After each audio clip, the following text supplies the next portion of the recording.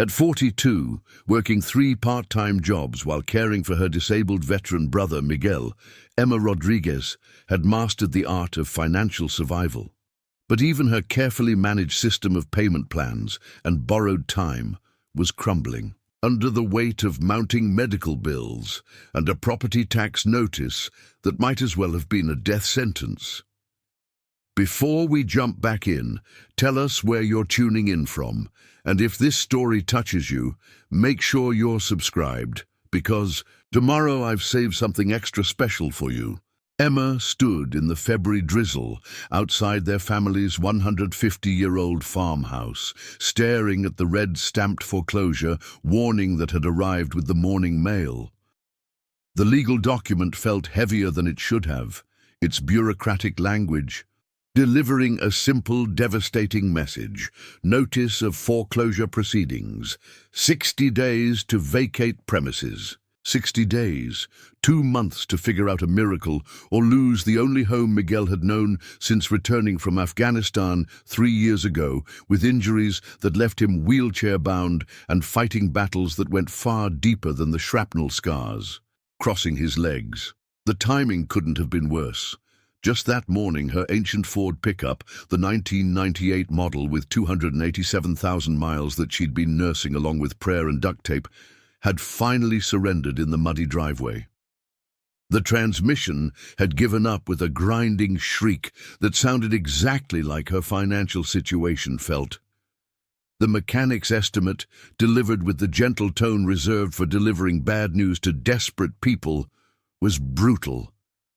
"Emma, we're looking at $3,200 minimum, and that's assuming we don't find any secondary damage when we get in there.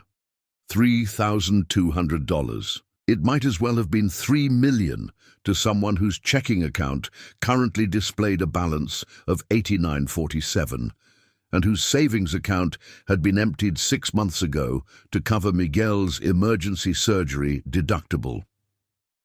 Emma pulled her worn jacket tighter against the February wind and did the math that had become her constant torturous companion. Property taxes, $4,147 overdue, with penalties accumulating daily. Miguel's medical equipment payments, $340 monthly for the wheelchair lift, hospital bed, and breathing apparatus he needed for his service-connected lung damage, currently 2 months behind. Heating oil. The tank was down to fumes, and February in rural Virginia could still deliver killing cold. A full tank would cost $680 she didn't have.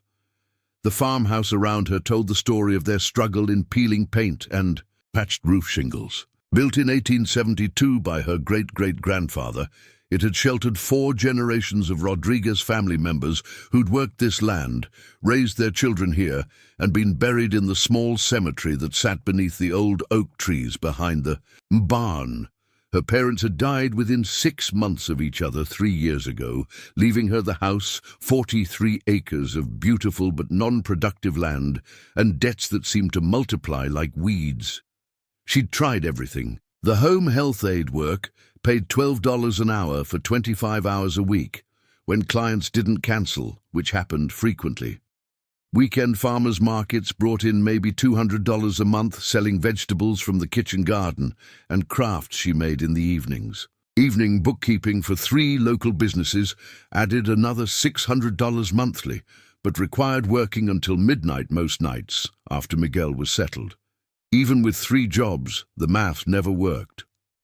The old house devoured money: plumbing repairs, electrical issues, a roof that leaked in 7 places, windows that no longer sealed properly. Miguel's medical needs consumed whatever was left. The VA covered most of his care, but not the equipment modifications needed to make the house accessible. Not the special diet his doctors recommended, not the therapy sessions that seemed to be slowly bringing him back from the dark place he'd inhabited when he first came home. "Emma?"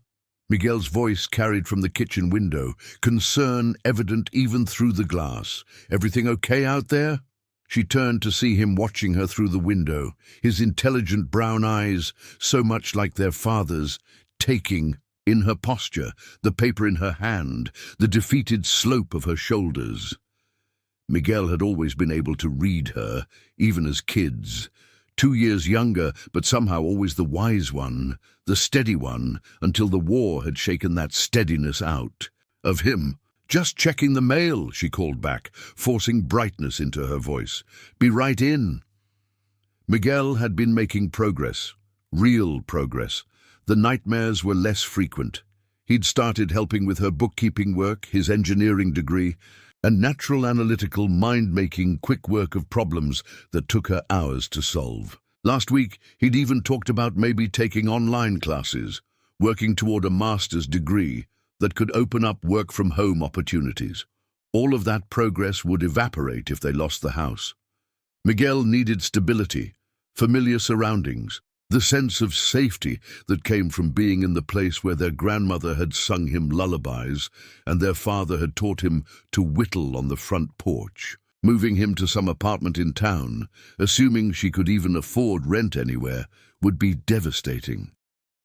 Emma folded the foreclosure notice and walked back toward the house, her mind already cycling through options she'd considered and discarded dozens of times. Sell the land. The market was terrible, and the debt load meant any sale would barely cover what they owed. Take out another loan. Her credit was already destroyed, and the house was leveraged beyond its assessed value.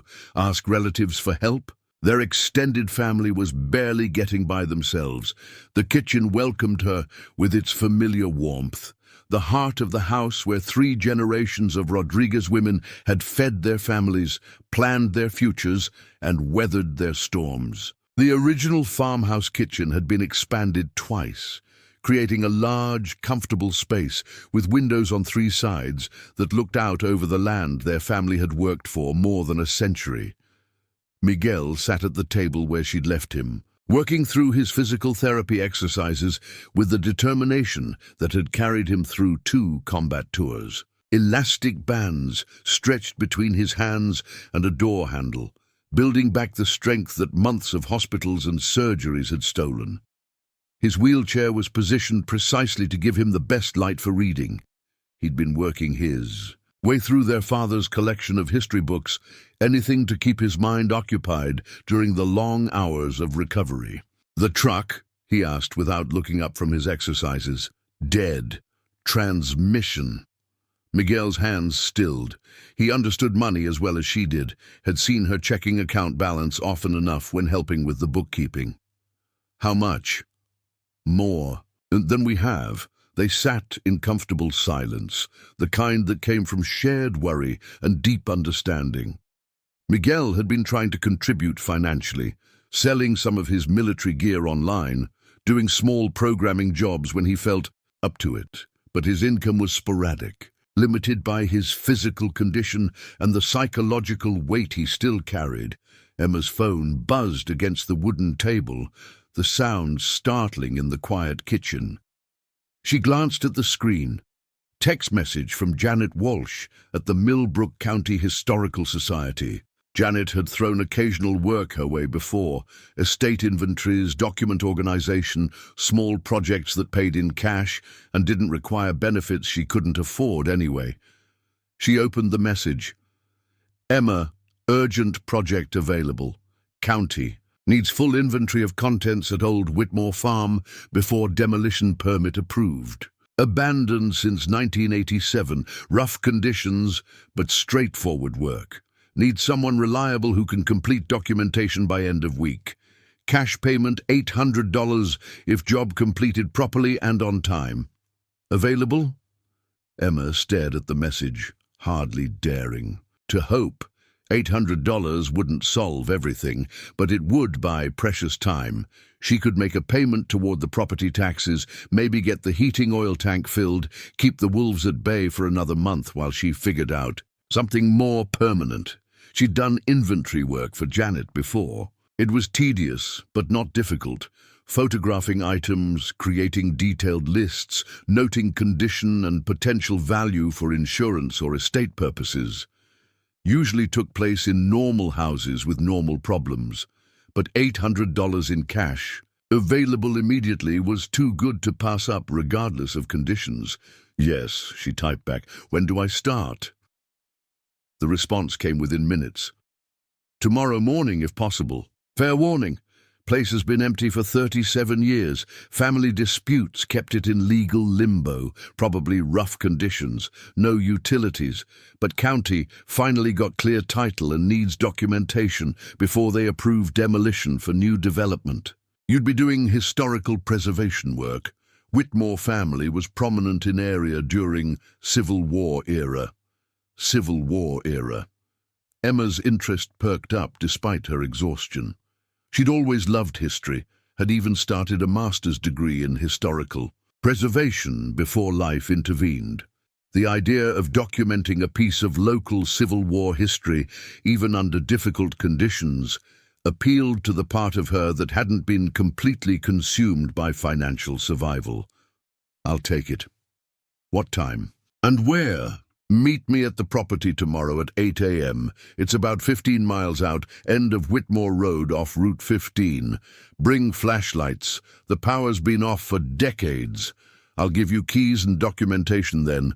Really appreciate this, Emma. County's been trying to find someone reliable for weeks.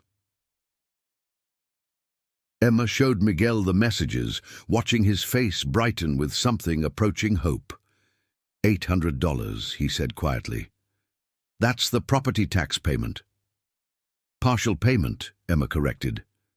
But it buys us time.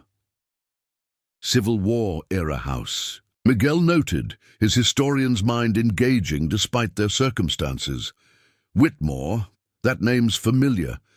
I think they were involved in some of the Underground Railroad activity through this area. You'd know better than me, Emma admitted. Miguel's love of history had only deepened since his return, as if understanding the past helped make sense of his present struggles. That evening, after helping Miguel with his medical routine and settling him for the night, Emma sat at the kitchen table preparing for the next day's work. She gathered her documentation supplies, digital camera, measuring tape, inventory forms, clipboard, and tried to remember everything she knew about proper estate documentation procedures. The Witmore name nagged at her memory. She'd lived in Millbrook County her entire life, had heard the old stories about Civil War activity in the area. Virginia had been divided during the war, with some families supporting the Union and others the Confederacy, creating conflicts that had echoed through generations. The Witmores had been one of the prominent families, but she couldn't remember if they'd been Union or Confederate sympathizers. She made notes about what to look for: furniture that might have historical value, documents or letters that should be preserved, architectural features that might be worth documenting before demolition. The Historical Society would want thorough photography and detailed descriptions. If she did this job well, Janet might have more work for her in the future. As she prepared for bed, Emma allowed herself a moment of cautious optimism. $800 wouldn't solve their long-term problems, but it was a start. Maybe this could lead to more historical documentation work. Maybe she could build a specialty in estate inventories and historical preservation. Maybe there was a way forward that didn't involve losing the house. She checked on Miguel one last time, finding him asleep with a biography of Ulysses Grant open on his chest. The peace on his sleeping face reminded her of why she was fighting so hard. This house wasn't just their shelter. It was Miguel's sanctuary, the place where he felt safe enough to heal. The next morning dawned clear and cold, February sunlight streaming through frost-covered windows. Emma made coffee with grounds she'd stretched for a week, prepared Miguel's medications, and helped him transfer from bed to wheelchair for his morning routine. "Be careful out there," Miguel said as she gathered her supplies. "Abandoned house, isolated location. Just be smart." "Always am," Emma replied, kissing his forehead. "I'll call you when I get there. Check in regularly." "Take pictures of anything historically interesting," Miguel added with a weak smile. "Maybe I can do some research while you're working." Emma drove their neighbor's borrowed pickup. Mrs. Patterson had agreed to let her use it in exchange for help with spring garden preparation.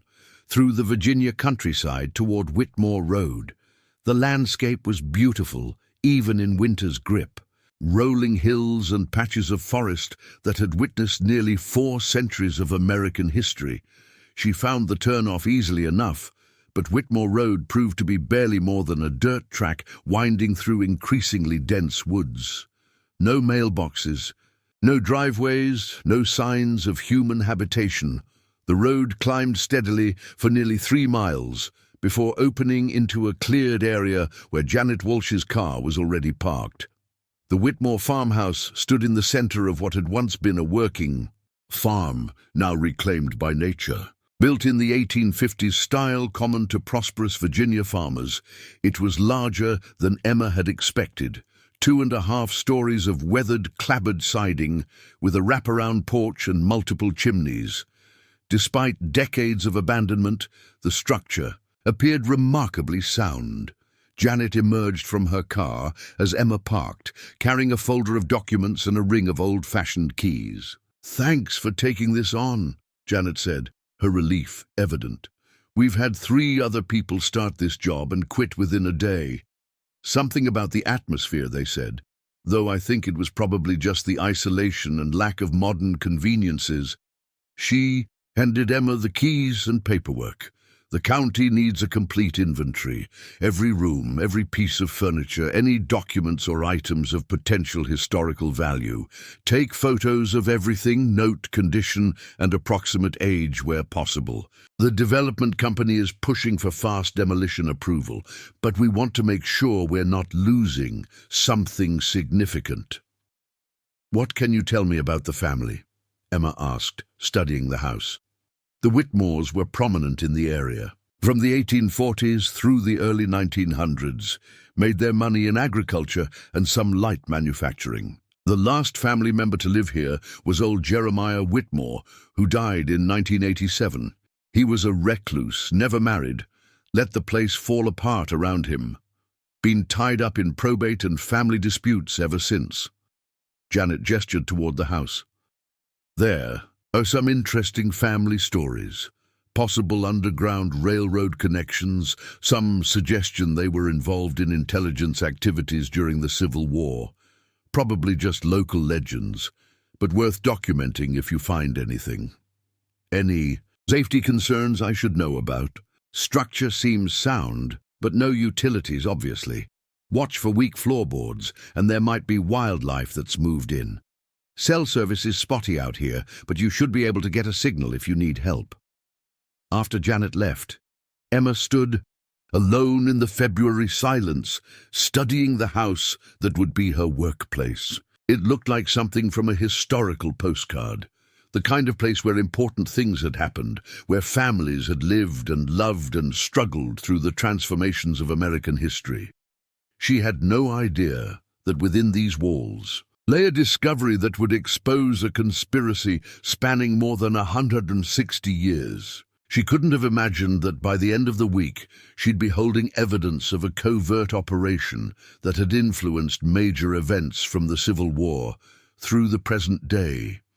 All she knew was that $800 meant keeping the heat on and buying time to find a more permanent solution to their financial crisis.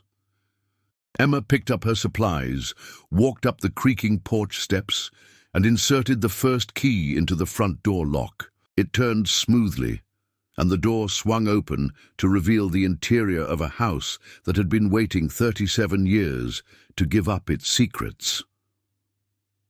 As she stepped across the threshold, a board creaked beneath her feet, with a sound that seemed to echo through empty rooms like a warning. But Emma was focused on the job ahead, on earning the money that would keep her family housed for another month. She had no way of knowing that she was about to discover evidence of a secret that powerful people had spent decades protecting, secret that would transform her from a struggling single caregiver into a key witness in a conspiracy that reached the highest levels of American government. The Witmore house settled around her with the sighs and whispers of old wood, keeping its secrets for just a few hours longer. The front door of the Witmore farmhouse opened with a groan that seemed to echo through decades of silence. Emma stepped into what had once been the main hallway, her footsteps hollow on wide plank floors that creaked ominously beneath her weight. Dust motes danced in the February sunlight, streaming through grimy windows, and the air carried the musty scent of abandonment, old wood, mildew, and something else she couldn't quite identify. The interior was both better and worse than she'd expected. Better because the structure appeared remarkably sound, despite 37 years of neglect. The hand-hewn beams overhead showed no signs of sagging. The plaster walls were cracked, but not crumbling, and the original hardwood floors, though dulled by dust and time, remained intact. Worse because the sheer volume of contents was overwhelming. Every room seemed packed with furniture, boxes, papers, and the accumulated possessions of a family that had lived here for over a century. Emma pulled out her digital camera and clipboard, determined to approach this systematically. $800 depended on doing this job properly, and she couldn't afford to miss anything important or rush through the documentation. She started with the front hallway, photographing the carved newel post of the main staircase, the tall case clock that had stopped at 3:47, though whether AM or PM, and what day, remained a mystery, and the collection of framed daguerreotypes lining the walls. The photographs fascinated her immediately. Stern-faced men in Union and Confederate uniforms, women in the elaborate dress of the 1860s, children posed with the rigid formality of early photography. But what caught her attention was the inconsistency. Some portraits showed family members in blue uniforms, others in grey. The Witmores had apparently hedged their bets during the Civil War, or perhaps the family had been genuinely divided in their loyalties.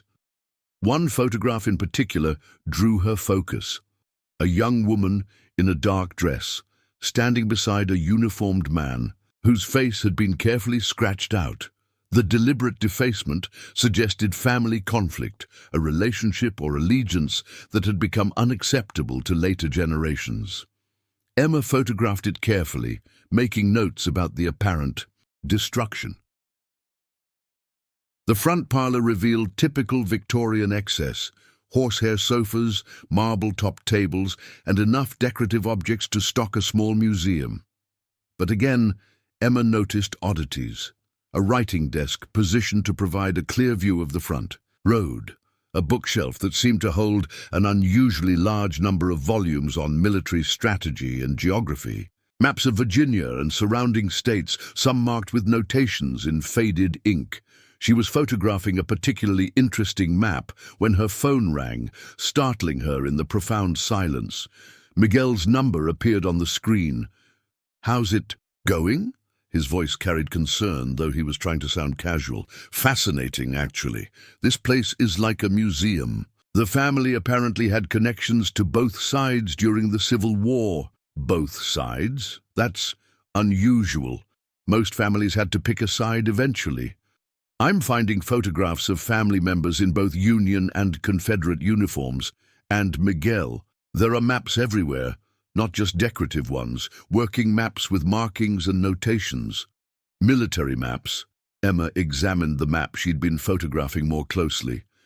"I think so. This one shows troop movements around Richmond in 1864. There are penciled notes in the margins, dates and numbers that look like they might be intelligence reports." "Take pictures of everything," Miguel advised, his historian's excitement evident despite the phone connection. If they were involved in intelligence work for either side, that could be historically significant. The County Historical Society mentioned possible Underground Railroad connections too. Even more interesting, "Emma, you might be documenting something really important here." After ending the call, Emma continued her systematic survey of the ground floor.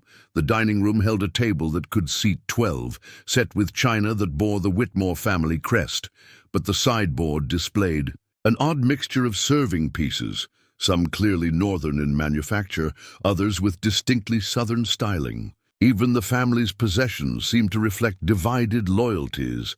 The kitchen proved to be a revelation. Built for serious food preparation, it contained not just the expected cook stoves and pantries, but also what appeared to be facilities for feeding large numbers of people. Industrial-sized pots and pans, dishes and cutlery for dozens, and a root cellar that could have stored provisions for a small army. Emma began to suspect that the Witmore farm had served as more than a family residence, perhaps a way station for travelers, or something more clandestine. It was in the study that she found the first real evidence of the family's wartime activities. The room was dominated by a massive mahogany desk covered with papers that had somehow survived decades of abandonment. Most were routine business correspondence and household accounts, but scattered among them were documents that made Emma's pulse quicken. A letter dated June 15, 1863, addressed to J. Witmore and signed with initials she couldn't make out. Your reports on Confederate troop movements through the Shenandoah Valley have been extremely valuable. Continue monitoring and reporting as discussed. Payment as arranged. The letterhead was smudged, but she could make out what appeared to be official Union symbols. Another document, this one in different handwriting. The package will arrive. Via the usual route Thursday evening. Prepare the safe room as previously instructed. Absolute discretion essential. This one was dated July 1864 and bore no official markings, but the tone suggested military or intelligence correspondence. Emma photographed each document carefully, her mind racing. The Witmores hadn't just been divided in their loyalties. They'd been actively involved in intelligence work, possibly for both sides. That would explain the family photographs showing uniforms from both armies, the extensive maps, the facilities for housing multiple people. But there was something else, something that nagged at her professional instincts. The documents were too well preserved, too conveniently arranged. After 37 years of abandonment, papers should have been scattered, damaged by moisture and pests, not neatly organized on a desktop. Someone had been here more recently than 1987. She was examining the desk more closely when she noticed something odd about its construction. The drawers on the right side seemed shorter than they should be, given the desk's overall dimensions. She pulled them out completely and discovered that the back panel of the drawer cavity was actually a false wall with barely visible hinges. Along one side, Emma's heart raced as she pressed along the edges of the panel. After several minutes of experimentation, she found a hidden catch. The panel swung open to reveal a narrow compartment containing a leather-bound journal and a collection of documents wrapped in oiled cloth. The journal's leather cover was worn but well preserved, bearing the initials E.W. in faded gold lettering. Emma opened it carefully, finding pages covered in neat handwriting, dated from 1862 through 1865. But as she began to read, her excitement turned to bewilderment. The early entries were what she'd expected. Observations about weather, crop conditions, family events typical of a Civil War-era diary. But interspersed with these mundane details were entries that seemed to describe ongoing activities. Package arrived safely via southern route, contents as expected. Northern contact confirms schedule unchanged. Safe room prepared for Saturday. Guests. What made Emma's hands shake was not the historical content but the dates on the later entries. The journal that began in 1862 continued not just through the Civil War, but beyond it, far beyond. The handwriting changed. Clearly, different people had continued the record, but the basic format remained the same. Cryptic references to packages, contacts, and safe room activities continued through the 1870s, 1880s, 1890s. She flipped to more recent entries, hardly believing what she was seeing. The 1920s, the 1940s, the 1960s. The final entry was dated December 15, 1987, just days before Jeremiah Witmore's death. Operation maintains protocol status, the last entry read in shaky handwriting. Contact schedules unchanged. Archive secured pending succession determination. Authorization codes remain valid pending federal review. Emma sat back in the dusty chair, trying to process what she'd discovered. This wasn't just a Civil War diary. It was evidence of some kind of ongoing operation that had continued for over 120 years. The terminology in the later entries was distinctly modern, using language that belonged to intelligence or military operations rather than historical documentation. She photographed every page of the journal, though her hands were trembling so badly she had to retake several shots. The implications were staggering. If authentic, this suggested that some kind of covert operation had been running continuously from the Civil War era through the 1980s, based out of this seemingly ordinary Virginia farmhouse. The documents wrapped in oiled cloth proved equally disturbing. Maps of the eastern United States marked with symbols and codes she didn't recognize, lists of names, dates, and locations spanning decades. What appeared to be communication protocols and contact information for networks of people. Throughout the mid-Atlantic region, one document particularly caught her attention. A typed memorandum dated 1963 bearing official-looking seals and classification markings. Witmore Station, Operational Status Review was the subject line. The content discussed maintaining historical cover, generational succession, protocols, and integration with modernized communication systems. The memorandum was signed by officials whose names Emma didn't recognize, but the letterhead indicated it came from something called the Domestic Intelligence Coordination Office, a government agency she'd never heard of. Emma's phone buzzed. With a text from Miguel. "Everything okay? You've been quiet for a while." She realized she'd been sitting in the study for over 2 hours, completely absorbed in the documents. Outside, the February afternoon was fading toward evening, casting long shadows through the farmhouse windows. "Still working," she texted back. "Found some interesting historical documents. We'll call you soon." But even as she typed the words, Emma knew she was understating the situation dramatically. These weren't just interesting historical documents. They were evidence of something that challenged her understanding of American history. If the journal and memoranda were authentic, they suggested that covert intelligence operations had been running continuously for over a century, hidden in plain sight at locations like this seemingly ordinary farm. She thought about Miguel's excitement over the historical significance of her find. But this went far beyond historical significance. If these documents were legitimate, they indicated that secret government operations had been conducted on American soil for generations, using private properties and civilian cover to hide activities that the public had never known about.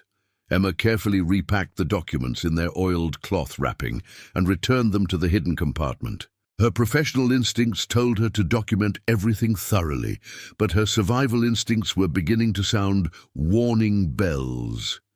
Janet Walsh had mentioned that 3 other people had started this inventory job and quit quickly. Had they found the same evidence? Had they been scared off or warned off? She decided to continue the inventory as if nothing unusual had happened, while privately documenting everything she'd found.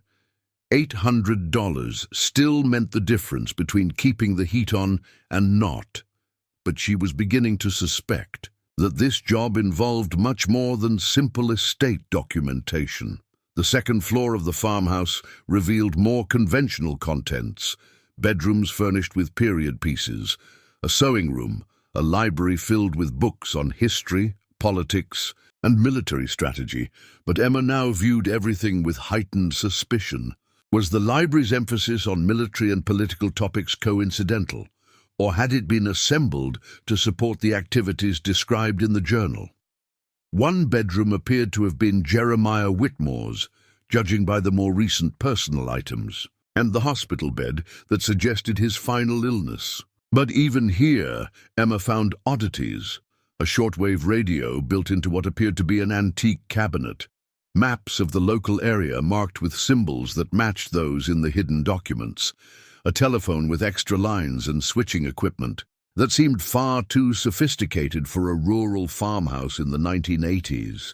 In the bedroom closet, behind hanging clothes that reeked of mothballs and age, Emma discovered another hidden panel similar to the one in the study desk. This compartment contained more recent materials, photographs of people she didn't recognize, typed reports with government classification markings, and what appeared to be financial records showing regular payments from sources identified only by code numbers. The photographs were particularly disturbing. They showed people at various locations, train stations, office buildings, private homes, apparently taken without the subject's knowledge. Some were dated as recently as the early 1980s, suggesting that surveillance activities had continued right up to Jeremiah Witmore's death. Emma photographed everything, her sense of unease growing with each discovery. Whatever the Witmore family had been involved in, it hadn't ended with the Civil War or even with the death of the last family member. The sophistication of the later materials suggested ongoing government involvement, possibly at levels much higher than local or state authorities. As evening approached, Emma realized she needed to make a decision. She could complete the inventory as requested, documenting the conventional contents and ignoring the evidence of covert activities. That would earn her the $800 and keep her out of whatever complications these discoveries might bring, or she could acknowledge what she'd found and try to understand its significance. That path was fraught with uncertainty and potential danger, but it might also represent something historically important that deserved to be preserved and understood. Her phone rang, interrupting her internal debate. Janet Walsh's number appeared on the screen. "How's the inventory going?" Janet asked cheerfully. "I know it's a big job, but the county is really appreciative that you took it on." "It's extensive," Emma replied carefully. "The family accumulated a lot of materials over the years. I'm finding some interesting historical documents." "Oh, wonderful! Anything significant?" "The Historical Society would love to preserve anything important before the demolition." Emma hesitated. "I think I need another day or two to properly catalogue everything. There's more here than I initially expected." "Of course, take whatever time you need. Just remember the county needs the final report by Friday for the demolition permit." After ending the call, Emma realized she had 3 more days to decide what to do with her discoveries. 3 days to figure out whether she was looking at elaborate historical forgeries, authentic but obsolete intelligence materials, or evidence of ongoing activities that someone might kill to protect. She packed up her equipment as darkness fell over the isolated farmhouse. The drive back to Miguel would give her time to think, to process what she'd found, and decide how much to tell him. He'd want to research the historical context, to understand how the documents fit into known Civil War intelligence operations. But Emma was beginning to suspect that the historical context was just the beginning of a much larger and more dangerous story. As she locked the farmhouse door behind her, Emma felt the weight of the knowledge she now carried. Tomorrow she would return to continue the inventory, but she knew that everything had changed. She was no longer just documenting the contents of an abandoned house. She was uncovering evidence of a secret that had been hidden for more than a century. The drive home through the dark Virginia countryside gave her time to consider her options. But deep down, Emma already knew what she had to do. Miguel had taught her that some discoveries were too important to ignore, regardless of personal cost. Their father had raised them to believe that truth mattered, even when, especially when, it was dangerous to pursue. $800 had brought her to the Witmore farmhouse, looking for a simple solution to immediate financial problems. Instead, she'd found evidence of something that could rewrite American history. Now she had to decide whether she was brave enough to see where that discovery led, even if it meant risking the very security she'd been trying to protect. Emma barely slept that night. Every time she closed her eyes, she saw pages from the journal, dates spanning more than a century, cryptic references to operations and contacts, and that final entry from 1987 suggesting that whatever the Witmores had been involved in was still active when Jeremiah died. She lay in the narrow bed of her childhood room, listening to Miguel's steady breathing from across the hall, wrestling with the implications of what she'd discovered. By 4 a.m., she gave up on sleep and made coffee with the last of their grounds. The foreclosure notice still sat on the kitchen table where she'd left it, a reminder that regardless of historical conspiracies and century-old secrets, she still had exactly 58 days to find a miracle or lose their home. $800 wouldn't solve everything, but it would buy precious time if she could bring herself to ignore what she'd found and complete the inventory as requested. But ignoring it felt impossible. The historian in her, the part that had dreamed of graduate school and meaningful research before life intervened, was fascinated by the implications. If authentic, the Witmore documents represented a previously unknown aspect of American intelligence. History. The continuity from Civil War spying through modern operations suggested a level of institutional memory and ongoing coordination that challenged conventional understanding of how government worked. The practical side of her, the part focused on survival and protecting Miguel, recognized the potential danger. People didn't maintain century-old secrets without having compelling reasons to keep them hidden. 3 previous inventory workers had quit the job quickly. Were they scared off by the isolation and decay, or had they found evidence of the same activities and been convinced to walk away? Miguel appeared in the kitchen doorway at 5:30, already dressed and moving with the determined efficiency he'd developed to maintain independence despite his injuries. His wheelchair navigated the narrow spaces of the old farmhouse kitchen with practiced ease, though Emma knew he struggled with the limitations imposed by architecture designed for a different era. "Couldn't sleep either?" he asked, noting her presence at the pre-dawn hour. "Too much on my mind." Emma poured him coffee, grateful for his company. "Miguel, what do you know about Civil War intelligence operations in Virginia?"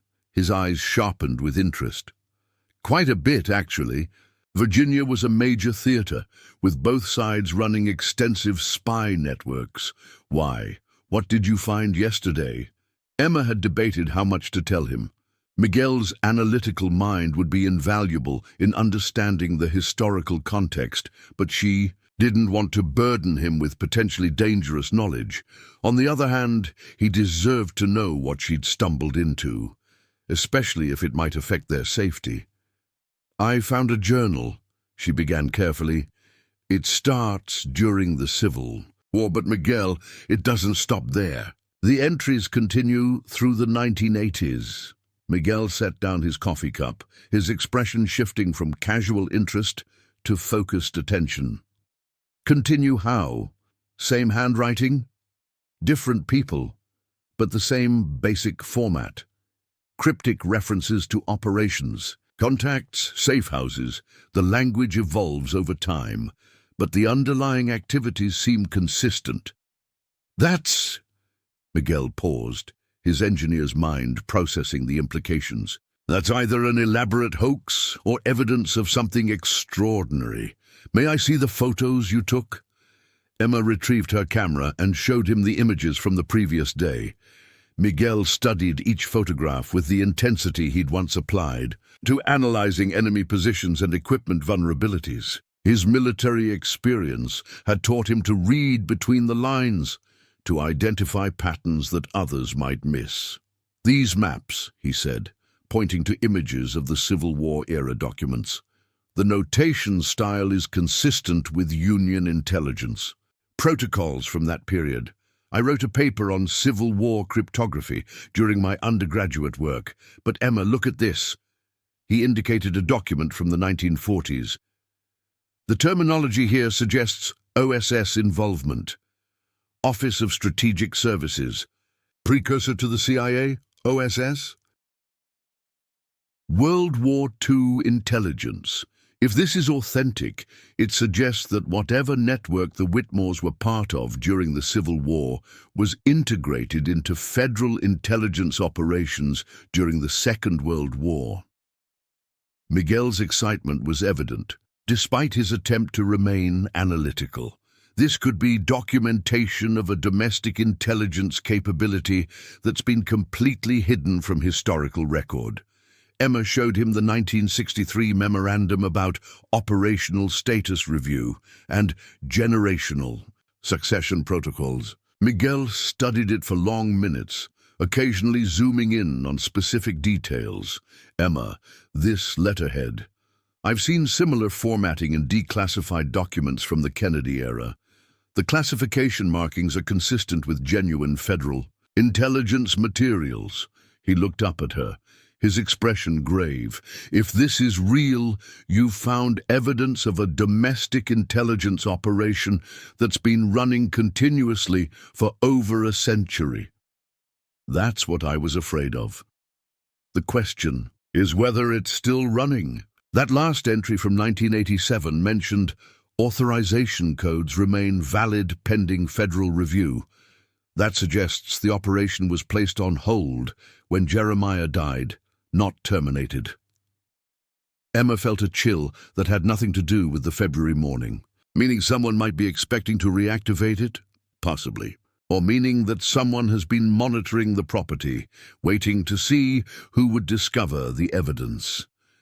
Miguel's military training showed in his immediate shift to threat assessment mode. Emma, I think you need to be very careful. If this operation is still classified, your discovery could be seen as a security breach. They spent the next hour reviewing every photograph Emma had taken, with Miguel providing historical context and analysis. His knowledge of intelligence history was extensive, drawn from both academic study and military experience with modern operations. The picture that emerged was troubling. The Witmore station appears to have been what intelligence services call a sleeper cell, Miguel explained. A long-term asset positioned to provide services when needed, safe houses, communication relays, surveillance posts. During the Civil War, it would have supported Union intelligence operations in Confederate territory. During World War II, it might have monitored domestic threats or supported OSS activities. And after that, Cold War domestic surveillance most likely. The 1960s were a period of significant civil rights activity and anti-war protests. Intelligence agencies were deeply involved in monitoring domestic dissent. Miguel's expression darkened. Emma, if this operation was part of programs like COINTELPRO or similar domestic surveillance efforts, there are people who would kill to keep it secret. The weight of that statement settled between them. Emma thought about the isolated farmhouse, the lack of cell coverage, the long dirt road that would make it impossible to escape quickly if someone wanted to prevent her from leaving. Maybe I should just complete the inventory without mentioning the hidden materials, she said. Document the conventional contents, submit the report, take the $800 and walk away. That's probably the safest option, Miguel agreed. But Emma, think about what you're walking away from. This could be one of the most significant historical discoveries in decades. Evidence of domestic intelligence operations that have been completely hidden from public knowledge and academic research. It could also get us killed. Yes, it could. Miguel's honesty was both frightening and appreciated. The question is whether the historical significance justifies the risk. Emma thought about their father, who had taught them to value truth over comfort, integrity over safety. She thought about the foreclosure notice on the table, the reality that they might lose their home, regardless of what she decided about the Witmore documents. Most of all, she thought about Miguel's gradual recovery, the progress he'd made in finding purpose and meaning after his injuries. "If I walk away, will you be able to live with not knowing?" she asked. Miguel smiled, the expression transforming his face from analytical concern to something approaching pride. "Dad always said we were too curious for our own good.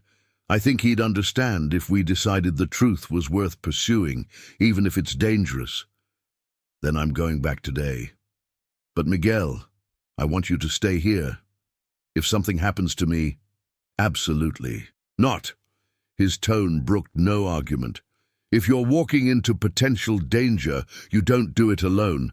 Besides, you need someone with intelligence analysis experience to help understand what you're finding."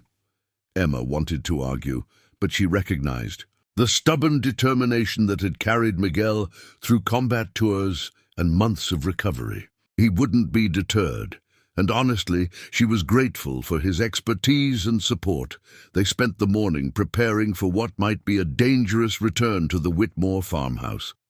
Miguel insisted on bringing emergency supplies, first aid kit, emergency beacon, extra batteries for flashlights, even a flare gun he'd kept from his military days. Emma packed her documentation equipment along with additional digital storage devices, determined to create multiple copies of anything they discovered. The drive to the farmhouse took 40 minutes through increasingly rural countryside. Emma had borrowed Mrs. Patterson's pickup again, this time with the understanding that she might be gone for most of the day. The February weather had turned grey and threatening, with low clouds that seemed to press down on the landscape and make the isolation more oppressive. Miguel handled the rough dirt road better than Emma had expected, his military experience, with difficult terrain, serving him well, even from a passenger seat. But she noticed his increased alertness as they approached the property, his eyes scanning the surrounding forest for signs of other vehicles or human presence.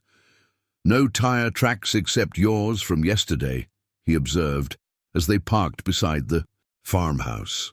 "Either no one else has been here recently, or they're being very careful not to leave evidence." The farmhouse seemed different in the grey morning light, more ominous, as if the building itself was aware of the secrets it contained. Emma felt a superstitious chill as they approached the front door, but Miguel's practical presence helped ground her in reality rather than imagination. "Let's start with the basement," Miguel suggested as they entered. "If this property was used for intelligence operations, there would need to be secure storage and communication facilities. Basements are the logical location." Emma hadn't thoroughly explored the basement during her previous visit, focusing instead on the obvious living spaces. But Miguel was right. Any long-term intelligence operation would require secure storage for sensitive materials and equipment. The basement stairs were steep and narrow, leading to a stone-walled space that extended under most of the house. Emma's flashlight revealed the expected rural basement contents: preserved shelves, coal storage area, furnace room. But Miguel's more systematic search quickly identified anomalies. "This wall," he said, running his hands along the eastern foundation. "The mortar is different. This section was rebuilt more recently than the rest." Emma examined the area he indicated. The stones were similar to the original foundation, but the mortar between them was clearly newer, probably installed within the last 50 years rather than the original 1850s construction. "Hidden room?" she asked. "Let's find out." Miguel's engineering training showed as he systematically examined the wall, looking for access points or structural weaknesses. After 20 minutes of careful inspection, he found what appeared to be a disguised lever hidden behind a loose stone. "Emma, stand back. If this is what I think it is, we don't know what's behind it." The lever moved with surprising ease, activating some kind of counterweight system that swung a section of the wall inward. Beyond was a room that clearly didn't belong in a 19th century farmhouse basement. The hidden chamber was approximately 12 feet square, with concrete walls and a dropped ceiling that concealed modern electrical and ventilation systems. Steel shelving lined 3 walls, filled with file boxes, communication equipment, and storage containers. A work table occupied the center of the room, equipped with what appeared to be document examination equipment, high-powered magnifiers, photography lights, chemical testing materials. "Holy shit," Miguel breathed, his usual careful language forgotten in the face of their discovery. Emma began photographing immediately, documenting every detail of the hidden room. The equipment was dated, but sophisticated, clearly installed during the 1970s or 1980s, but maintained in working condition. Someone had been taking care of this facility even after Jeremiah Witmore's death. The file boxes were labeled with code numbers and date ranges spanning from the 1940s through the 1980s. Miguel began systematically examining their contents while Emma documented the room's layout and equipment. "Emma, look at this." Miguel held up a folder labeled Domestic Surveillance, Virginia District, 1963-1975. Inside were surveillance photographs, typed reports, and what appeared to be financial records for an extensive network of informants and assets throughout central Virginia. The scope was staggering. Hundreds of individuals had apparently been under surveillance: civil rights activists, anti-war protesters, labor organizers, political figures, journalists, and academics. The files contained detailed information about their activities, associations, financial situations, and personal vulnerabilities.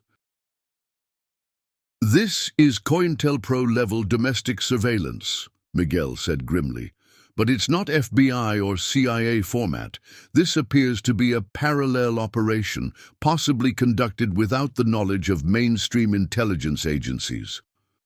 Emma photographed page after page of surveillance records, her hands shaking as the implications became clear. If authentic, these documents provided evidence of illegal domestic surveillance operations that had targeted American citizens for political activities protected by the First Amendment. Another box contained communication logs showing regular contact with assets throughout the Mid-Atlantic region. The Witmore station had apparently served as a coordination point for a network of similar facilities, each identified only by code numbers and geographic designations. "Emma, this suggests a domestic intelligence capability that operated parallel to official agencies," Miguel said, his voice tight with concern. "Independent funding, independent command structure, independent targeting decisions. This is the kind of thing that congressional investigations are launched to uncover." "Miguel, look at the dates on these files. Some of them go into the early 1980s. If this operation was still active when Jeremiah died, someone has been maintaining it since then." As if in answer to her concern, they heard the sound of vehicles approaching on the dirt road outside. Multiple engines, moving slowly and deliberately rather than racing. Emma and Miguel exchanged looks of alarm. "How many ways out of this basement?" Miguel asked immediately. Emma tried to remember the layout. "Just the stairs we came down. Then we need to hide everything and get out of this room now." They quickly returned the files to their boxes and activated the mechanism to close the hidden door. The wall swung back into place just as they heard car doors slamming outside. Miguel grabbed Emma's arm and guided her toward the basement stairs. "Let me do the talking," he whispered. "Follow my lead, and don't volunteer information about what we found." As they climbed toward the main floor, Emma's mind raced. Who had? "You found them? Government agents monitoring the property? Local authorities concerned about trespassers? Or someone with more sinister intentions who wanted to prevent them from revealing what they'd discovered?" The front door opened before they reached it, and 3 figures entered the farmhouse without bothering to knock. 2 men in dark suits who moved with military precision, and a woman in her 50s wearing a government-issued coat and carrying a leather briefcase. "Miss Rodriguez," the woman said, her voice carrying unmistakable authority. "My name is Director Catherine Hayes, National Security Archives Division. We need to talk." Emma felt Miguel tense beside her, his military instincts recognizing a threat assessment situation. They were no longer simple civilians documenting an estate. They were potential security risks who had discovered something that powerful people wanted to keep secret. The game had changed, and Emma realized that the $800 she'd needed so desperately was now the least of her concerns. Whatever they'd uncovered in the Witmore farmhouse was important enough that federal agents had been monitoring their activities. The question now was whether they would be allowed to leave with their knowledge intact, or whether their discovery would make them permanent residents of whatever black site the government used for inconvenient witnesses. Director Hayes smiled, but the expression didn't reach her eyes. "Shall we sit down? We have quite a lot to discuss." Director Catherine Hayes settled into one of the Witmore farmhouse's dusty Victorian chairs with the casual confidence of someone accustomed to controlling situations. Her two companions positioned themselves strategically, one near the front door, the other with a clear view of both Emma and Miguel. The arrangement was subtle, but unmistakably tactical. "Ms. Rodriguez, Mr. Rodriguez," Hayes began, consulting a tablet that seemed incongruous in the 19th century parlor. "I apologize for the dramatic entrance, but time is unfortunately a factor in our current situation." Emma found her voice despite the adrenaline coursing through her system. "What situation? We're here doing an authorized inventory for the County Historical Society." "Yes, I am aware of your cover story," Hayes replied with a thin smile. "Janet Walsh is a longtime asset of ours. She's been monitoring this property since Jeremiah Witmore's death, waiting for someone with the right combination of skills and motivation to discover what you found." The revelation hit Emma like a physical blow. Janet hadn't hired her for her documentation skills. She'd been selected because her financial desperation made her willing to take a job that others had refused. They'd been manipulated from the beginning. Miguel's wheelchair creaked slightly as he shifted position, his military training evident in the way he assessed their situation. "Asset meaning she works for your agency?" "Janet works for the National Security Archives Division, yes, as did Jeremiah Witmore and his father before him, and his grandfather before that. The Witmore family has been in our employ since 1862. Hayes opened her briefcase and withdrew a folder containing documents that looked disturbingly familiar, photocopies of the journal pages Emma had discovered the previous day. "You photographed 247 pages of classified materials yesterday, Ms. Rodriguez. Your brother's military security clearance expired 2 years ago, making his access to these documents a federal crime. We could charge you both under the Espionage Act and hold you indefinitely without trial." Emma felt the blood drain from her face. "We didn't know they were classified. We thought we were documenting historical materials for the county." "Yes, but ignorance of classification status isn't a legal defense when national security is involved." Hayes leaned forward, her expression becoming more serious. "However, charging you would require acknowledging that these materials exist, which creates its own problems. So, we find ourselves in an interesting situation." Miguel spoke for the first time since the agents had arrived. "What kind of situation?" "The kind where everyone's interests might actually align," Hayes replied. "Ms. Rodriguez, your financial situation is precarious. Foreclosure proceedings, medical bills, a disabled veteran brother requiring ongoing care. Mr. Rodriguez, your military pension is adequate but not generous, and your injuries limit your employment options."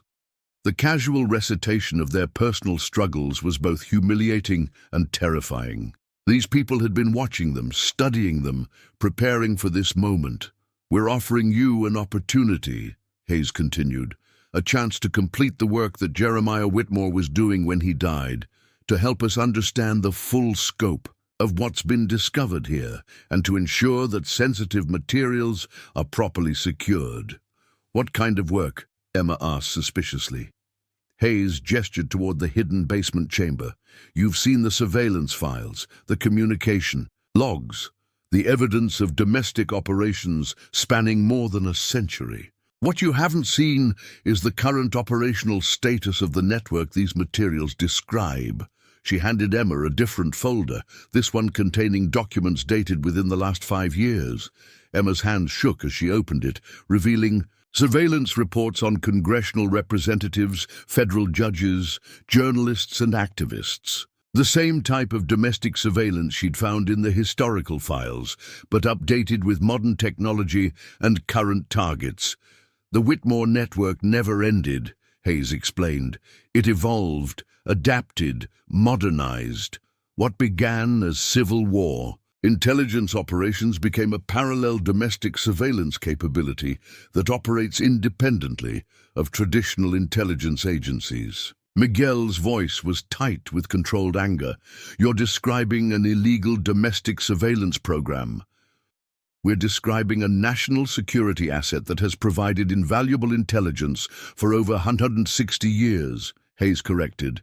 The network has prevented dozens of terrorist attacks, exposed foreign infiltration attempts, and protected American interests from threats that conventional agencies couldn't detect. Emma studied the recent surveillance reports, recognizing names of prominent civil rights lawyers, environmental activists, and investigative journalists. These people aren't terrorists. They're American citizens exercising their constitutional rights. Some are, Hayes agreed. Others represent more complex threats. Ms. Rodriguez, the world isn't divided neatly between good and evil.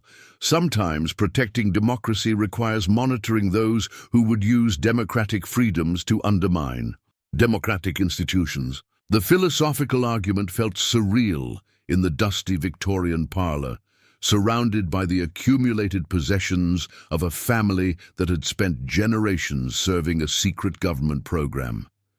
Emma tried to focus on practical concerns rather than the moral implications of what she was learning. What exactly are you asking us to do? Complete the inventory, but expand it beyond simple documentation. We need to understand the full scope of the network's capabilities, the current status of assets and operations, and the security status of sensitive materials. Jeremiah was the last person with comprehensive knowledge of the system. His death left us with significant intelligence gaps. Hayes handed Emma another document, a contract that offered a monthly salary of $4,500 for what was described as historical research and archive management services. $54,000 a DE. Year? Miguel observed quietly. That's more than Emma makes from all 3 of her current jobs combined. Plus health insurance, housing assistance, and a security clearance that would qualify you for additional contract work, Hayes added. Mr. Rodriguez, your military background and analytical skills would also be valuable. We're prepared to offer you a consulting position at $36,000 annually. Emma stared at the contract, her mind reeling. $90,000 combined income would solve their immediate financial problems and provide long-term security. Miguel could receive the specialized medical care he needed. They could keep the house, pay off the debts, build a stable life. But the price was complicity in a domestic surveillance program that violated everything she believed about civil liberties and government accountability. I need time to think about this, Emma said.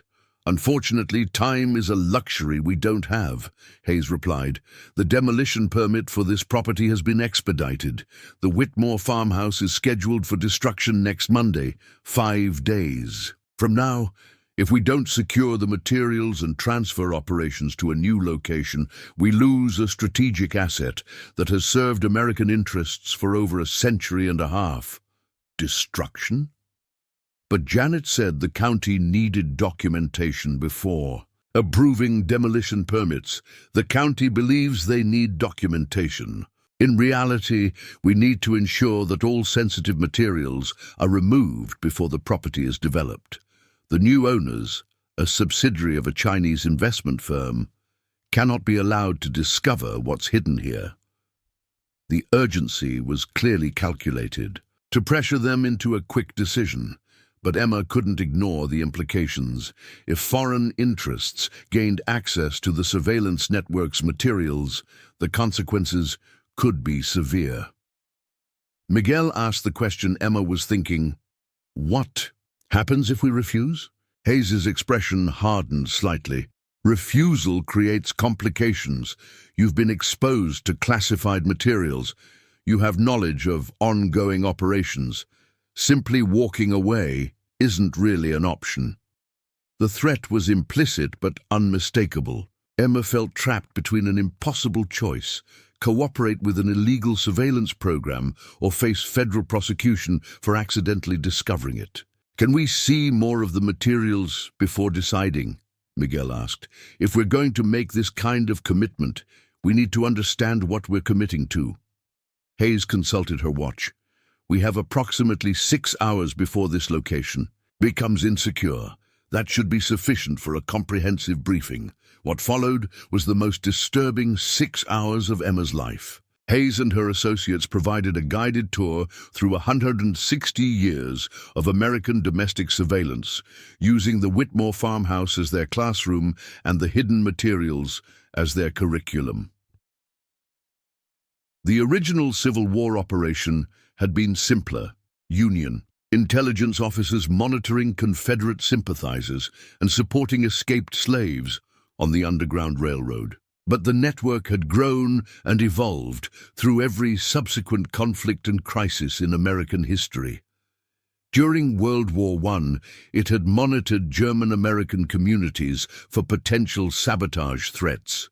During the Depression, it had tracked labor organizers and communist sympathizers. World War II had brought surveillance of Japanese-American communities and suspected Nazi infiltrators.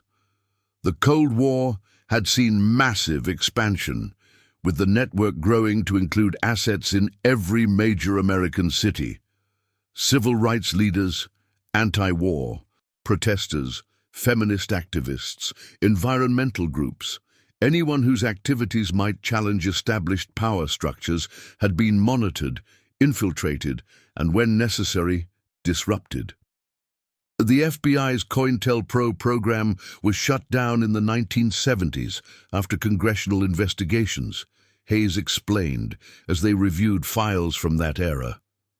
But the Witmore network continued operating. Independent funding, independent command structure, independent targeting decisions. Independent of what? Emma asked. Congressional oversight, constitutional limitations. Independent of political interference, Hayes corrected. Elected officials change every few years. Their priorities shift based on public opinion and campaign and promises.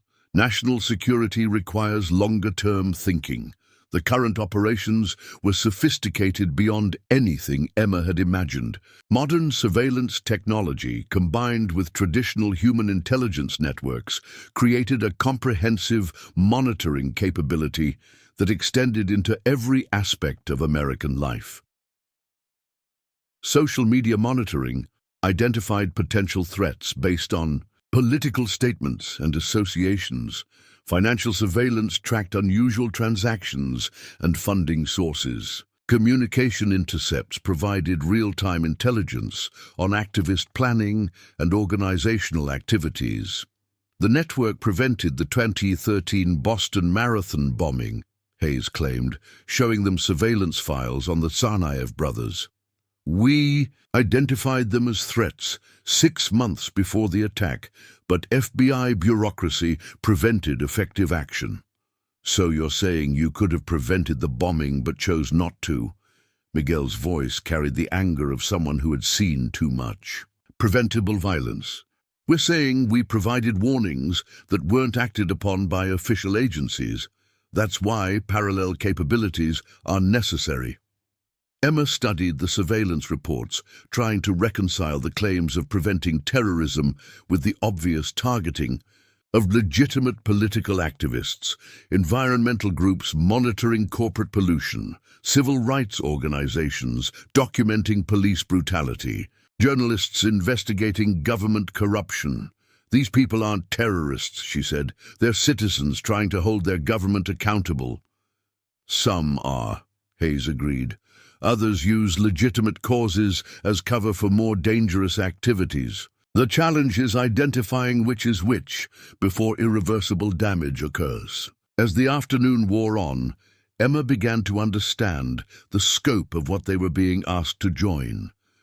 The Witmore network wasn't just a surveillance operation, it was a parallel government, operating without oversight or accountability, making decisions about American citizens based on criteria that had never been debated or approved by elected representatives.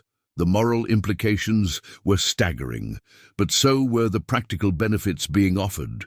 $90,000 in combined income would transform their lives. Miguel could receive the medical care he needed. Emma could pursue the graduate education she'd abandoned. They could build the stable, secure future that had seemed impossible. Just days earlier, "I need to discuss this with my brother privately," Emma finally said as evening approached. "Of course, but remember, Ms. Rodriguez, this opportunity won't remain available indefinitely.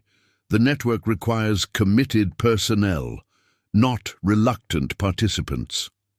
Hayes and her associates withdrew to their vehicles, leaving Emma and Miguel alone in the farmhouse as darkness fell over the Virginia countryside. They sat in the dusty parlor, surrounded by the possessions of a family that had served secret masters for over a century and a half. "Well?" Emma asked. Miguel was quiet for a long moment, his engineering mind working through the complex variables of their situation. "From a purely practical standpoint, we don't have much choice. They've made it clear that walking away isn't really an option. But accepting means becoming part of something that violates everything we were raised to believe about democracy and civil liberties." His voice carried the weight of someone who had sworn an oath to defend the Constitution. "Dad fought in Vietnam believing he was protecting American freedoms. I served in Afghanistan for the same reason. This network represents the opposite of what we thought we were defending." Emma thought about their father, who had taught them to value truth over comfort, integrity over security. But she also thought about Miguel's medical needs, their mounting debts, the foreclosure notice sitting on their kitchen table. "What if we accept, but try to change things from the inside?" she suggested. "What if we use our position to expose the worst abuses while protecting legitimate national security interests?" "That's a dangerous game," Miguel warned. "These people have been playing it for 160 years. They're not going to be reformed by two idealistic siblings from rural Virginia." "Maybe not, but what's the alternative? Let them recruit someone else who doesn't care about civil liberties. Let the network continue operating without anyone questioning its methods." Miguel smiled, despite the gravity of their situation. "Dad always said we were too stubborn for our own good. Is that a yes?" "It's a yes to trying to make a difference from the inside. But Emma, we need to be smart about this. These people are dangerous, and they've demonstrated that they're willing to eliminate threats to their operations." Emma thought about Jeremiah Witmore, dying alone in this farmhouse after decades of serving a secret government program. Had he ever questioned what he was part of? Had he tried to resist, or had he simply accepted his role as a cog in a machine he couldn't control? "We accept," she decided. "But we document everything. We build our own insurance policy. And we look for opportunities to expose the worst aspects of what they're doing." "Agreed. But Emma, once we sign that contract, there's no going back. We'll be inside a system that has eliminated people for knowing less than what we already know." Emma nodded, understanding the risks but unable to see any viable alternative. They needed the money. They'd already been exposed to classified materials, and walking away would only ensure that the network continued operating without any internal oversight. When Hayes returned an hour later, Emma and Miguel were waiting with their decision. "We accept," Emma said simply. Hayes smiled, and this time the expression seemed genuine. "Excellent. There's quite a lot of work to do before Monday's demolition. We'll start tomorrow morning with a comprehensive inventory of all materials, followed by secure transport to our new facility." As Hayes and her associates prepared to leave, she handed Emma a secure phone and a folder containing additional contracts and briefing materials. "Welcome to the team, Ms. Rodriguez. I think you'll find this work more meaningful than anything you've done before." After the government vehicles disappeared into the night, Emma and Miguel sat in the borrowed pickup truck, processing what they'd committed to. The Witmore farmhouse loomed beside them in the darkness, its windows reflecting their headlights. "Like watching eyes." "No going back now," Miguel observed. "No," Emma agreed, "but maybe that's not necessarily a bad thing. Maybe we're exactly where we need to be to make a difference." As they drove home through the dark Virginia countryside, Emma felt the weight of the decision they'd made. Tomorrow would begin a new chapter in their lives, one that would test everything they believed about loyalty, patriotism, and the price of security in a democracy.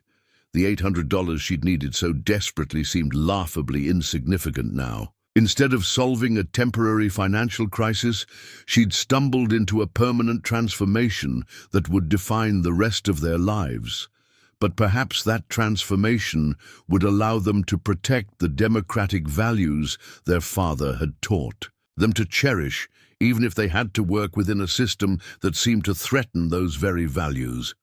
Only time would tell whether they'd made a deal with the devil, or whether they'd positioned themselves to become agents of necessary change within. A system that had operated in darkness for far too long. The game had changed yet again.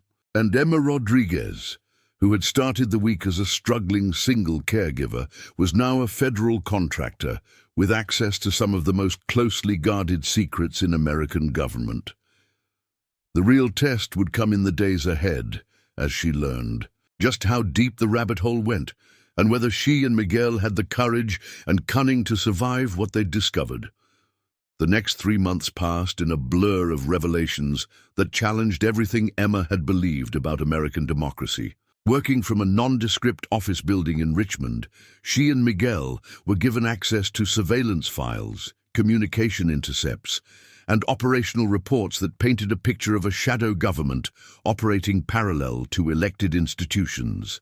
Their official titles were historical archive specialists, but their real work involved cataloging decades of domestic surveillance operations while identifying current security risks. Emma discovered that her background in property management and documentation made her surprisingly effective at organizing complex information systems.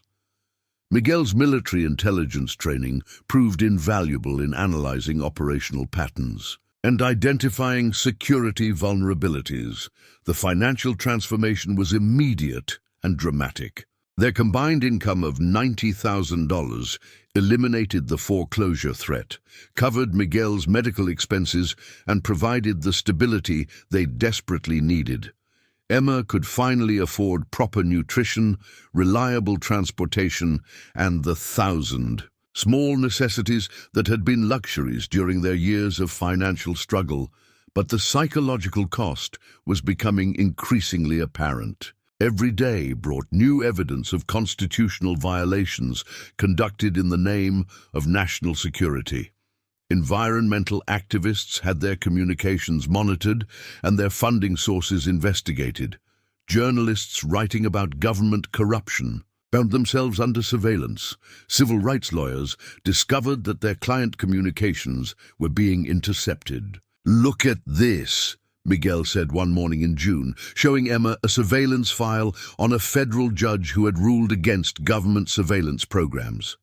They've been monitoring Judge Martinez's family members, tracking his financial transactions, recording his private conversations. This is blackmail material. Emma studied the file, recognizing the systematic approach to information gathering.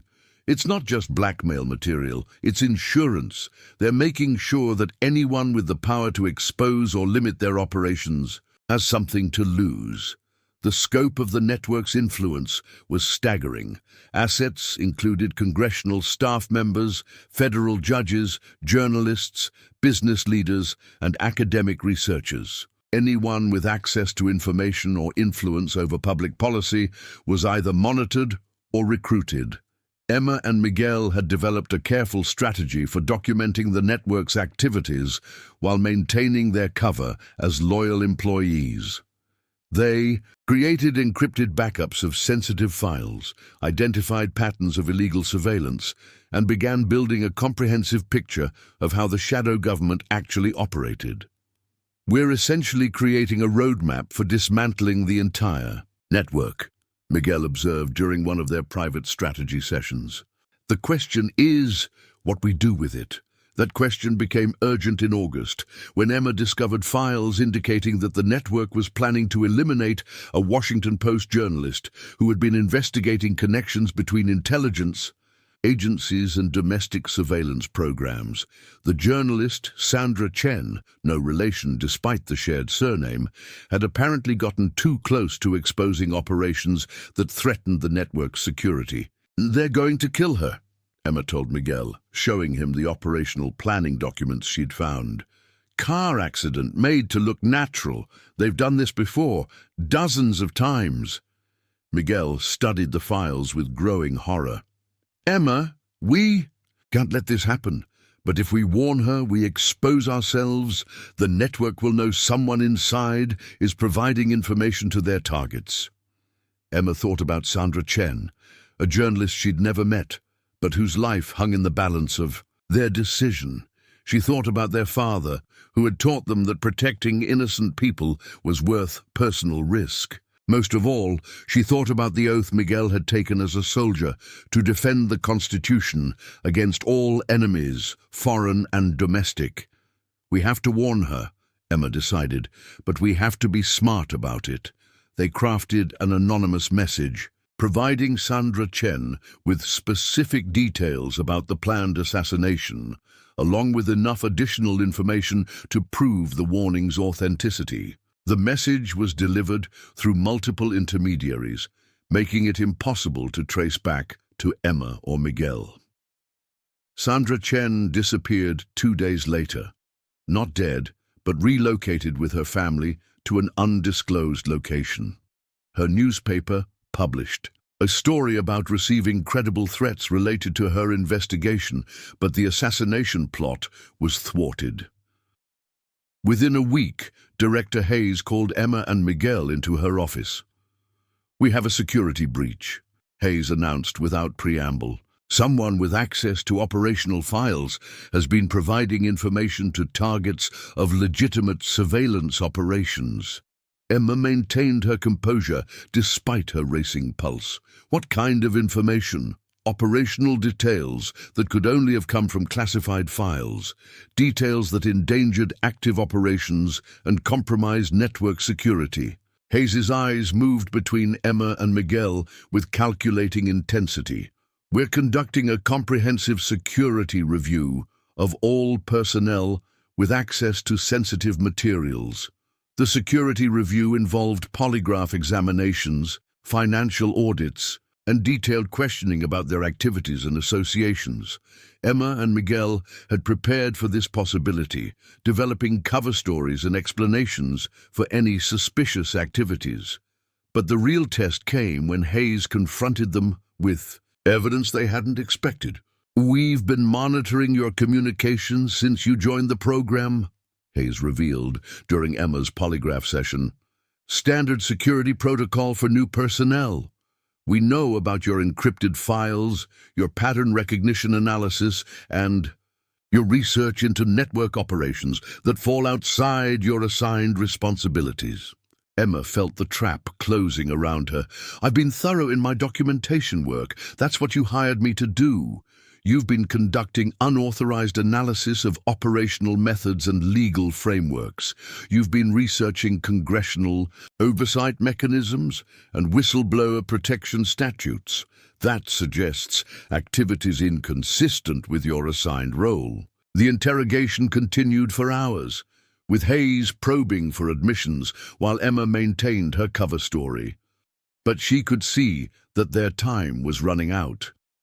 The network's security apparatus was too sophisticated to fool indefinitely. That evening, as Emma and Miguel drove home through the Virginia countryside, they both understood that their situation had become untenable. "They know," Miguel said simply. "Maybe not exactly what we've done, but they know we're not loyal assets." "How long do we have?" "Not long. Days, maybe weeks. They'll want to determine the extent of the security breach before taking action." Emma thought about Sandra Chen, safe with her family because of their warning. She thought about the files they'd copied, the evidence they'd gathered, the roadmap they'd created for exposing the network's illegal activities. And she thought about the choice they now faced. "We could run," she said, "take our evidence to someone trustworthy and hope for the best. Or we could finish what we started," Miguel replied. "Use our remaining access to gather the most damaging evidence possible, then release it all simultaneously." Emma knew what Miguel was suggesting, a comprehensive exposure of the network's activities, leaked to multiple news organizations and congressional representatives simultaneously. It would be their nuclear option, guaranteed to destroy the shadow government they'd discovered, but likely to destroy them in the process. "If we do this, we can never go back to normal lives," she warned. "We'll be permanent targets, permanent exiles from the only world we've ever known." "Dad always said normal was overrated," Miguel replied, with a smile that didn't quite hide his fear. They spent the next 2 weeks working with desperate intensity, using their remaining access to copy everything they could find. Financial records, showing how the network was funded, operational plans for future surveillance activities, communication logs revealing coordination with foreign intelligence services. Most damning of all, assassination records documenting the elimination of journalists, activists, and government officials who had threatened network security. The scope of the conspiracy was breathtaking. The shadow government had operated for over 160 years, adapting to changing technology and political conditions while maintaining its core mission of protecting established power structures from democratic accountability. Presidents had been monitored and, when necessary, manipulated. Congressional investigations had been derailed through blackmail and intimidation. Supreme Court decisions had been influenced through surveillance of justices and their families. The network had effectively captured significant portions of the American government, operating as a permanent bureaucracy immune to electoral change. On a Friday evening in September, exactly 6 months after Emma had first entered the Witmore farmhouse, she and Miguel made their final preparations for what they called the revelation. They had compiled over 50,000 pages of documents, thousands of photographs, and hundreds of hours of recorded communications. The evidence was organized into comprehensive packages for delivery to the Washington Post, New York Times, Guardian, Congressional Intelligence Committees, and the Department of Justice Inspector General. "No going back after this," Miguel observed as they prepared the final data packages. "No," Emma agreed. "But maybe that's not such a bad thing. Maybe it's time for someone to turn on the lights." The revelation began at exactly 6 a.m. on Monday morning, when newspapers across the country published coordinated stories exposing the domestic surveillance network. The evidence was overwhelming, documented with the kind of detail that made denial impossible. The Washington Post's headline read, "Secret surveillance network operated for 160 years without oversight." The New York Times led with shadow government. Documents revealed decades of illegal domestic spying. The Guardian's story focused on international implications. American surveillance network coordinated with foreign intelligence services. Within hours, congressional leaders were calling for emergency hearings. The FBI announced investigations into the network's activities. Civil liberties organizations filed lawsuits demanding full disclosure of surveillance records. The story dominated news cycles around the world. Emma and Miguel watched the coverage from a safe house in western Montana, having disappeared from their Richmond apartment 3 days earlier. They knew that Director Hayes and her associates would spare no effort to locate and eliminate them, but they also knew that their public exposure had made assassination more difficult. "Think it will make a difference?" Miguel asked as they watched congressional leaders demand answers on television. "I hope so," Emma replied. "But these networks are resilient. They've survived congressional investigations before." Over the following months, as Emma and Miguel lived under assumed identities in remote locations, they watched the aftermath of their revelation unfold. Congressional hearings exposed additional details about the network's operations. Several high-ranking intelligence officials resigned or were fired. Reforms were promised and in some cases implemented, but Emma suspected that the network's core capabilities remained intact, simply transferred to new locations and operated under different cover stories. Organizations like theirs didn't disappear. They adapted. The personal cost of their choice became clear as months turned to years. They could never return to their old lives, never stop looking over their shoulders, never trust that they were truly safe. Miguel's medical care became more difficult to manage while living under false identities. Emma's dreams of graduate school and professional advancement were abandoned in favor of simple survival. But there were compensations.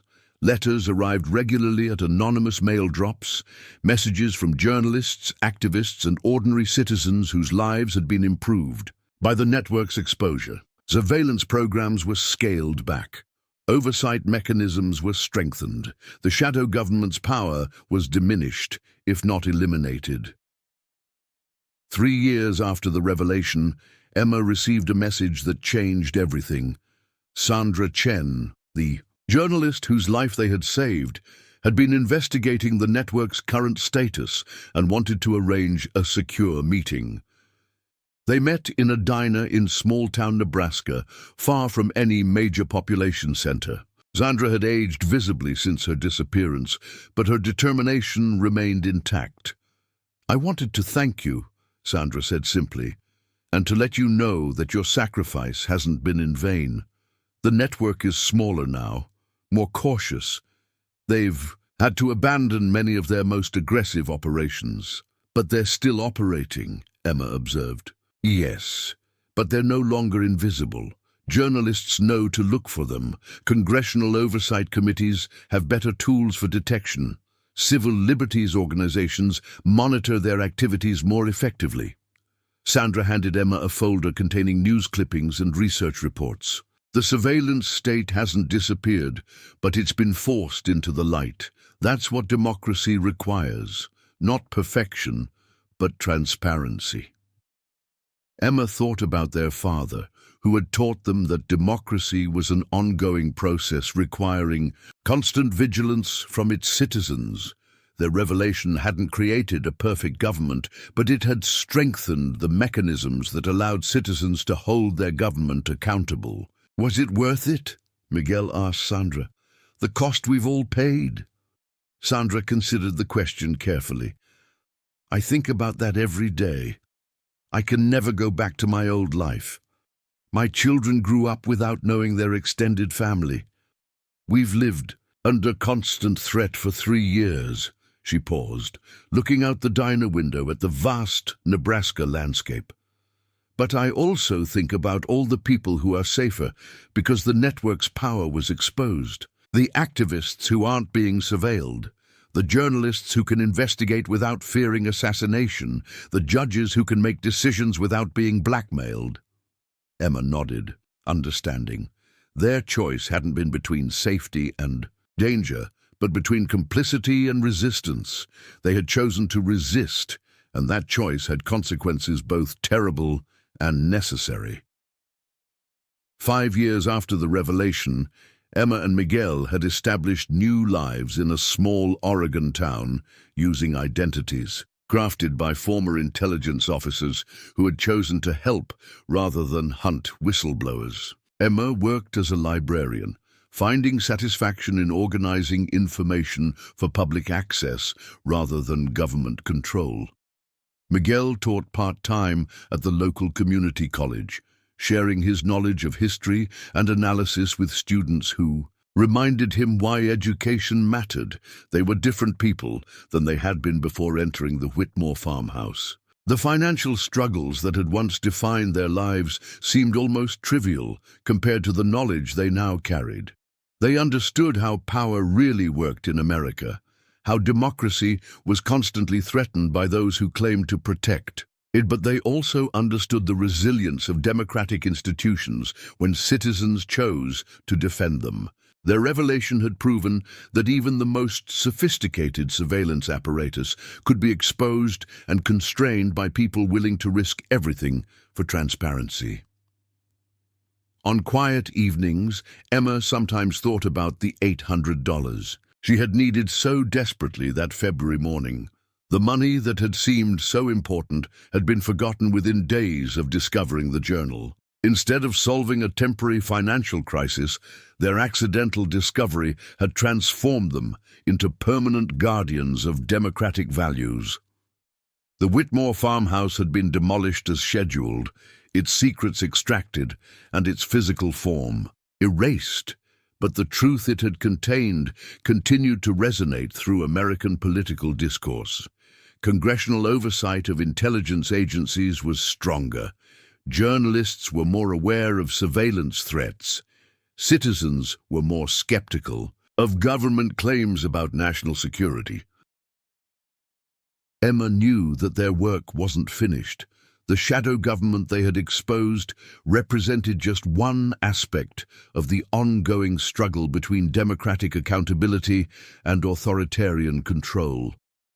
Other networks existed, other secrets remained hidden. Other citizens would need to choose between comfort and courage. But she also knew that democracy survived because ordinary people sometimes made extraordinary choices. A struggling single mother had needed $800 to pay her bills. Instead, she had discovered evidence of a conspiracy that threatened the foundations of American democracy, and she had chosen to expose it regardless of personal cost. The doom. Revelation had proven that in America, even now, truth spoken with courage could still change the world. The shadow government's 160-year reign of secrecy had been broken not by politicians or investigators, but by two siblings from rural Virginia who had refused to look away when they discovered that their government was lying to its citizens. As Emma locked up the library on a quiet Thursday evening, she reflected on the journey that had brought them to this point. The foreclosure notice that had started it all was now framed in her home office, a reminder that history often turned on the smallest moments, the most desperate circumstances, the simple choice to do what was right, even when everything argued. For doing what was easy, democracy had been tested and had survived, strengthened by citizens willing to defend it.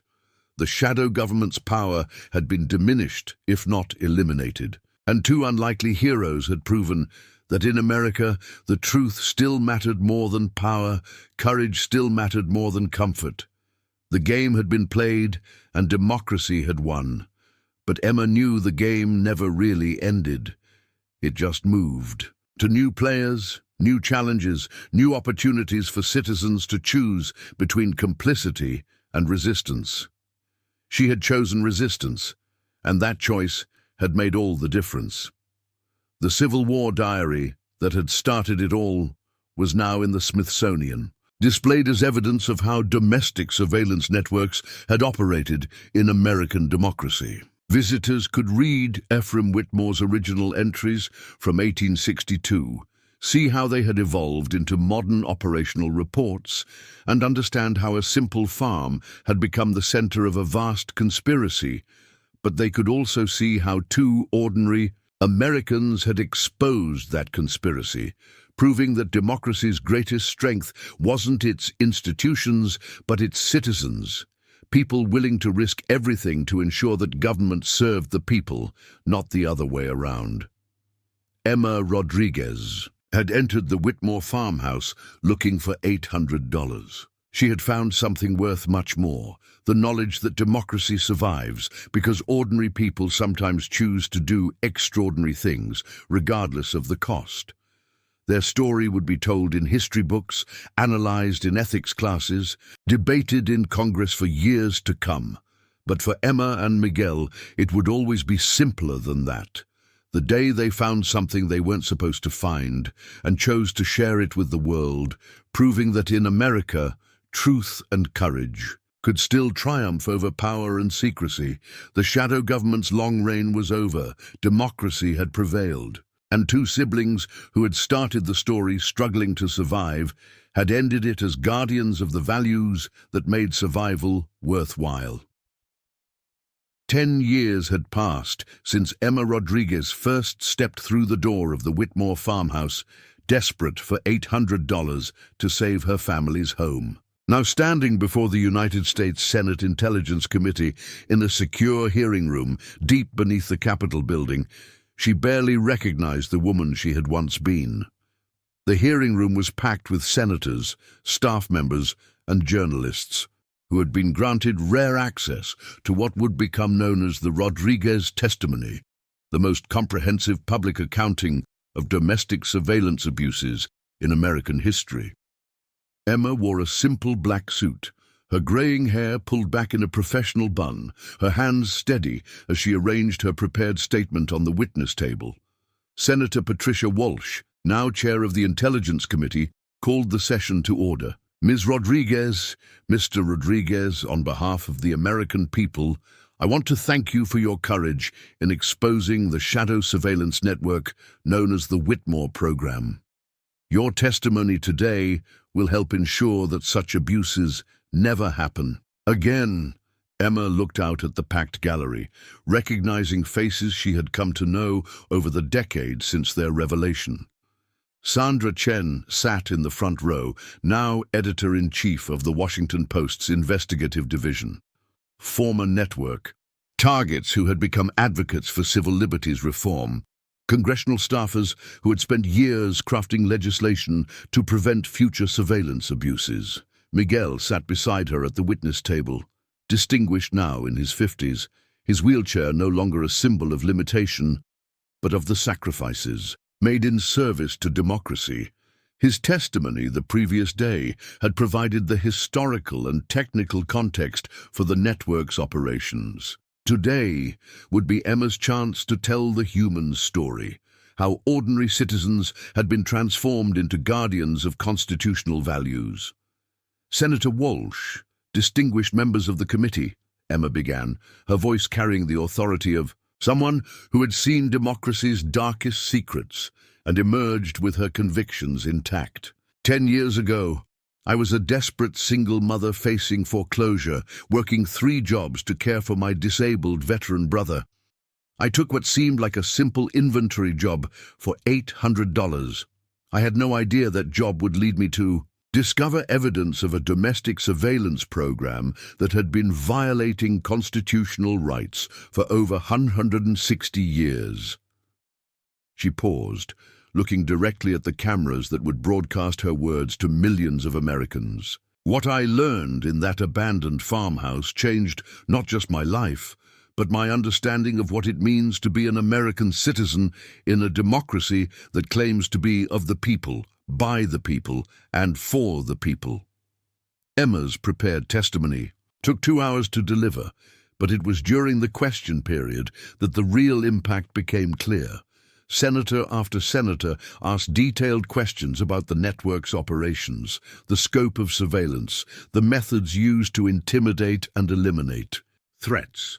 Ms. Rodriguez asked Senator Michael Harrison, a conservative from Texas who had initially opposed the investigations, "In your estimation, how many American citizens were illegally surveilled by this network?"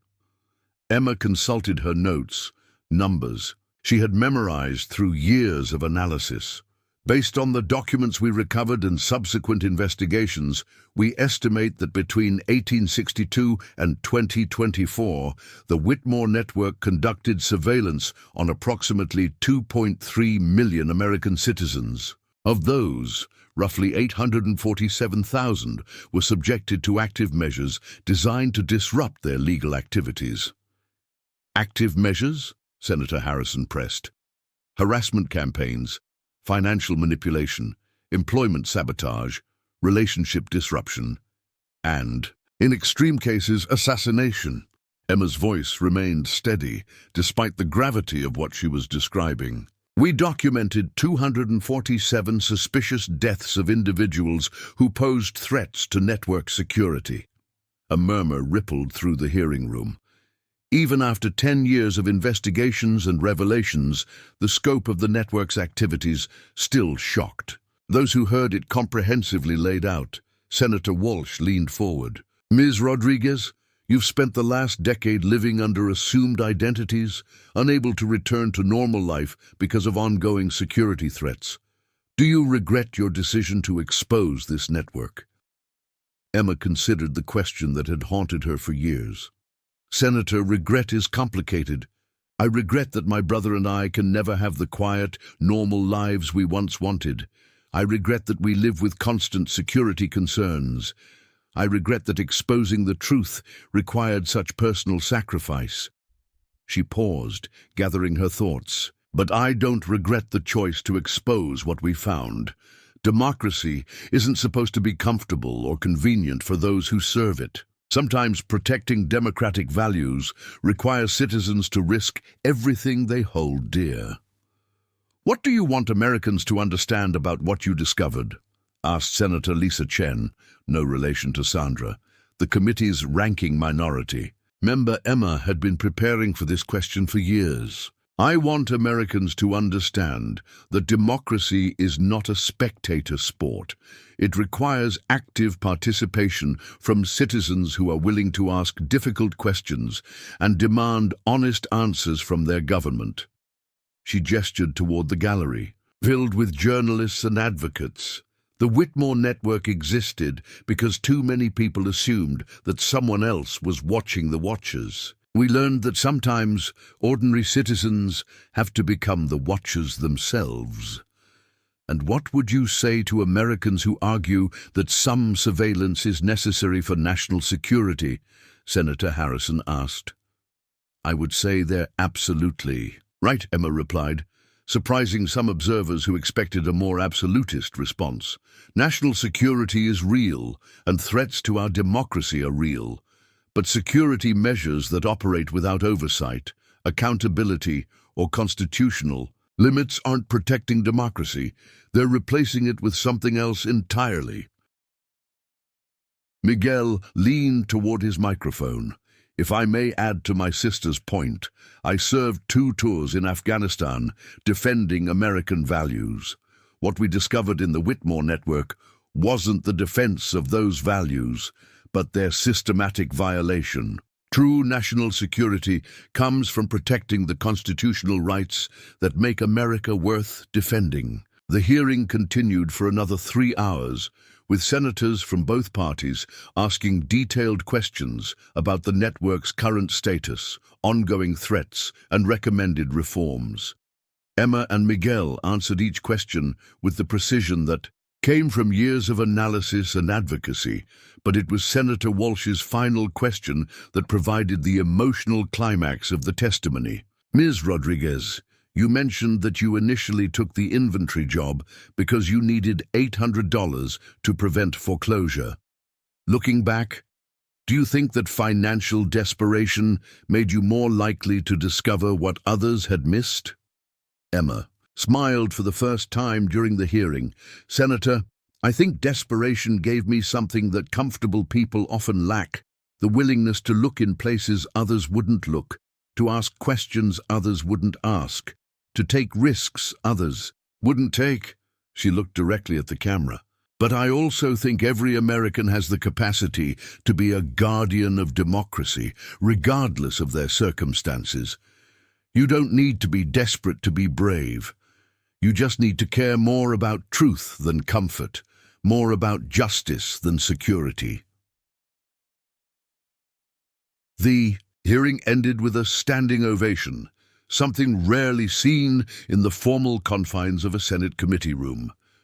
But as Emma and Miguel gathered their materials, they both knew that the real work was just beginning, the legislation that emerged. From the hearings, the Rodriguez-Chen Surveillance Reform Act was the most comprehensive intelligence oversight bill in American history. It required judicial approval for all domestic surveillance, created independent oversight mechanisms, and established whistleblower protections for those who exposed intelligence abuses. More importantly, it created the position of civil liberties advocate within each intelligence agency, with the authority to review operations and report directly to Congress. Emma had been offered the position of senior civil liberties advocate, but she had declined. "I've spent 10 years inside the system," she explained to Senator Walsh during a private meeting after the hearings. "I think my value now is outside it, helping other citizens understand their role in protecting democracy." Instead, Emma and Miguel established the Witmore Foundation, a non-profit organization dedicated to educating Americans about surveillance oversight and democratic accountability. Funded by donations from civil liberties organizations and concerned citizens, the foundation provided resources for journalists investigating intelligence abuses, legal support for whistleblowers, and educational materials for citizens who wanted to engage in oversight activities. The foundation's headquarters occupied a modest building in Washington, D.C., just blocks from the Capitol. Emma's office was simple but meaningful. Framed on the wall was the original foreclosure notice that had started their journey, alongside photographs of their father and copies of the constitutional amendments they had sworn to protect. Miguel had become the foundation's research director, using his analytical skills to monitor intelligence activities and identify potential abuses. His work had already led to the exposure of 3 smaller surveillance programs that had attempted to continue the Witmore network's activities under different names. But perhaps more importantly, the foundation had inspired a new generation of citizen watchdogs, Americans who had been motivated by Emma and Miguel's example to become active monitors of their government's activities. Local chapters of the foundation existed in all 50 states, staffed by volunteers who attended public meetings, filed freedom of information requests, and kept pressure on elected officials to maintain transparency. Emma often spoke at universities, community centers, and civic organizations, sharing the story of their discovery and its aftermath. Her message was always the same: democracy survives because ordinary citizens choose to do extraordinary things. "I wasn't a hero when I walked into that farmhouse," she would tell audiences. "I was a desperate mother trying to keep the lights on. But I learned that heroes aren't born. They're made by the choices they make when faced with difficult truths." The personal cost of their choice had been real and lasting. Emma and Miguel still lived under security protocols, still checked their surroundings for potential threats, still maintained the careful habits of people who had made powerful enemies. Miguel's medical care remained complicated by their security needs, and Emma's dreams of a quiet academic life had been permanently altered. But there had been unexpected compensations. The foundation work gave them purpose that transcended personal survival. They had built relationships with journalists, activists, and citizens around the world who shared their commitment to democratic accountability. Most importantly, they had proven to themselves and others that individuals could make a difference when they chose courage over comfort. Sandra Chen had become a close friend and collaborator, her investigative reporting continuing to uncover government abuses and corporate malfeasance. Her near assassination had transformed her from a reporter into an advocate, someone who understood that journalism was sometimes literally a matter of life and death. "You saved my life," Sandra had told Emma during their first meeting after the revelations. "But more than that, you showed me what real courage looks like. You had everything to lose and chose to lose it for the sake of people you'd never met." The impact of their revelation extended far beyond American borders. The Witmore documents had exposed connections between the domestic surveillance network and intelligence agencies in allied countries, leading to investigations and reforms. In Canada, the United Kingdom, Australia, and several European nations, international civil liberties organizations had used the Witmore case as precedent for demanding greater oversight of intelligence activities worldwide. The European Union had passed comprehensive surveillance reform legislation, partly in response to revelations about coordinated intelligence sharing that violated citizens' privacy rights. But perhaps the most meaningful recognition came from an unexpected source. On the 10th anniversary of their revelation, Emma received a letter from a high school student in rural Montana who had read about their story in a civics class. "Dear Ms. Rodriguez," the letter began, "I learned about what you and your brother did, and I wanted you to know that it changed how I think about being an American. I used to think that government was something that happened to me, not something I could influence, but your story showed me that regular people can make a difference when they choose to act on their principles." The letter continued, "I'm starting a civic engagement club at my school, and we're going to monitor our local government meetings and file public records requests to make sure our officials are being transparent. I know it's not as dramatic as what you did, but I think it's the kind of work that keeps democracy healthy." Emma had framed that letter next to the foreclosure notice, a reminder that their sacrifice had inspired others to become active guardians of democratic values. The high school student would never face the dangers they had confronted, but she was carrying forward the essential work of citizen oversight. On quiet evenings, Emma sometimes wondered what would have happened if she had made different choices, if she had completed the inventory without exploring the hidden chambers, if she had ignored the evidence of surveillance operations, if she had chosen the $800 over the truth. But she knew that those alternative paths would have led to a different kind of life, comfortable perhaps, but complicit in the systematic violation of constitutional rights.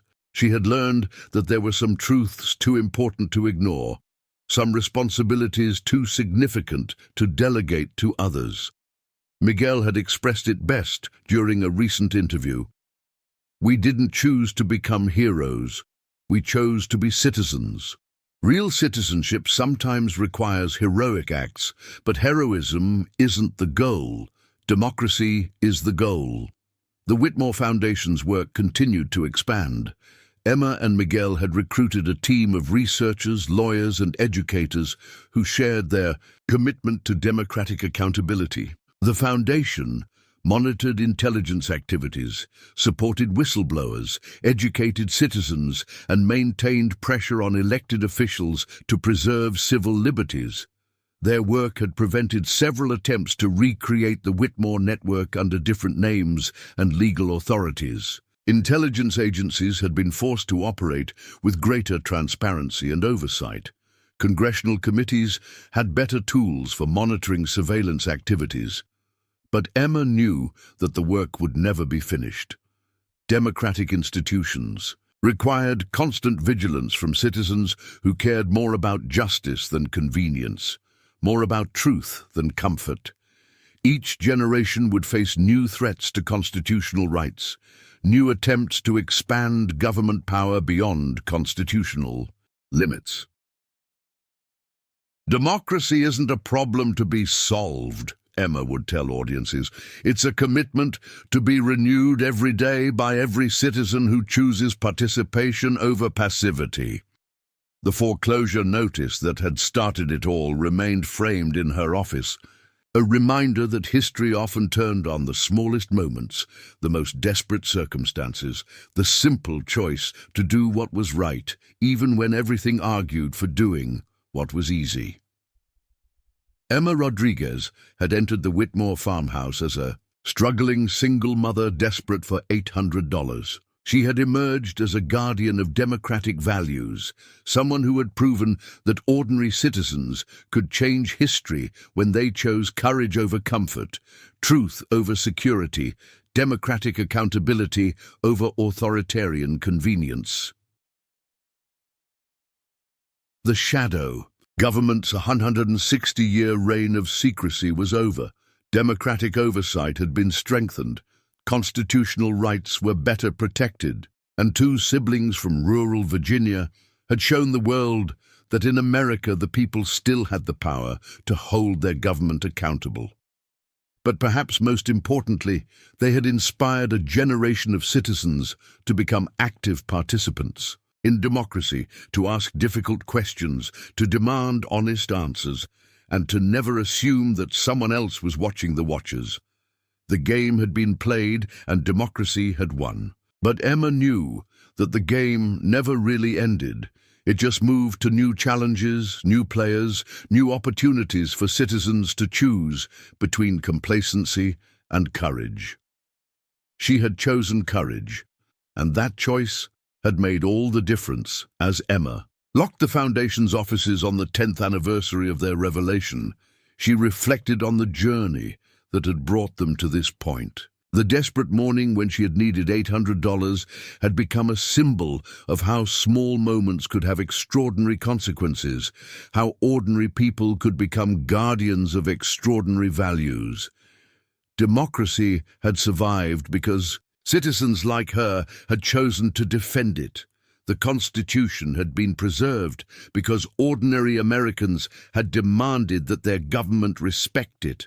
Justice had prevailed because people had cared more about truth than comfort. Their story would be told for generations, in history books, ethics classes, and civic education programs. But for Emma Rodriguez, it would always be the simple story of a woman who found something she wasn't supposed to find and chose to share it with the world, proving that in America, truth and courage could still triumph over power and secrecy. The Witmore network was gone. Democracy was stronger, and the Rodriguez siblings had fulfilled their father's teaching that sometimes protecting what matters most requires risking everything you hold dear. Their transformation was complete, from desperate survivors to guardians of democracy. Their legacy was secure, proof that ordinary citizens can do extraordinary things when they choose to defend the values that make freedom possible. Up next, you've got two more standout stories right on your screen. If this one hit the mark, you won't want to pass these up. Just click and check them out. And don't forget to subscribe and turn on the notification bell so you don't miss any upload from us.